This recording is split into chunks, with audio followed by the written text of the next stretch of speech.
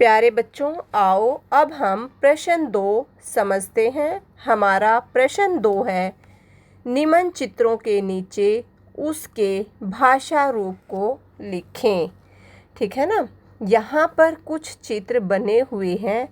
आपको ये चित्र समझने हैं कि कौन सी भाषा के ये चित्र हैं।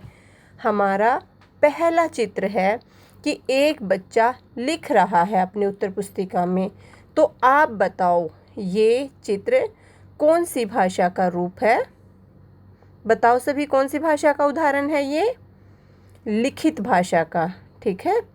अब आप दूसरे चित्र में देखेंगे कि एक आदमी समाचार पत्र पढ़ रहा है।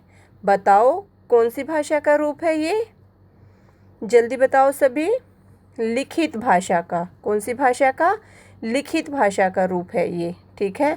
अब बच्चों तीसरे चित्र में देखो, एक आदमी संकेत करके हमें बता रहा है कि अब आपको क्या करना है। ठीक है बच्चों, पिछली वीडियो में भी मैंने आपको बताया था कि जो हमारी सांकेतिक भाषा है वो पूर्ण रूप से मान्य नहीं है, क्योंकि कई बार हमारे संकेत गलत भी हो जाते हैं, इसलिए वो पूर्ण रूप से मान्य नहीं है। ठीक है। तो इस चित्र में बताओ कौन सी भाषा का रूप है ये? सांकेतिक भाषा का रूप है ये। कौन सी भाषा का रूप है? सांकेतिक भाषा का। अब अगले चित्र में देखो बच्चों, एक आदमी गुब्बारे बेच रहा है। गुब्बारे हैं उसके पास और वो कह रहा है कि गुब्बारे ले लो, गुब्बारे ले लो। वो बोल बोल कर बता रहा है कि मेरे पास गुब्बारे हैं। ठीक है। तो बताओ अब आप सभी, ये कौन सी भाषा का रूप है? मौखिक भाषा का। कौन सी भाषा का? मौखिक भाषा का रूप है।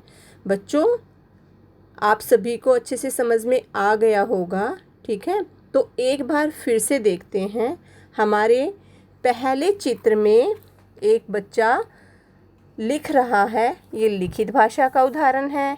दूसरे चित्र में समाचार पत्र पढ़ रहा है, ये भी लिखित भाषा का उदाहरण है। और तीसरे चित्र में संकेत करके हमें समझा रहा है, तो ये सांकेतिक भाषा का रूप है। और चौथे चित्र में अपने गुब्बारे बेच रहा है, ये उसके पास गुब्बारे हैं, तो ये मौखिक भाषा का उदाहरण है। बच्चों इस वीडियो में हम इतना ही पढ़ेंगे।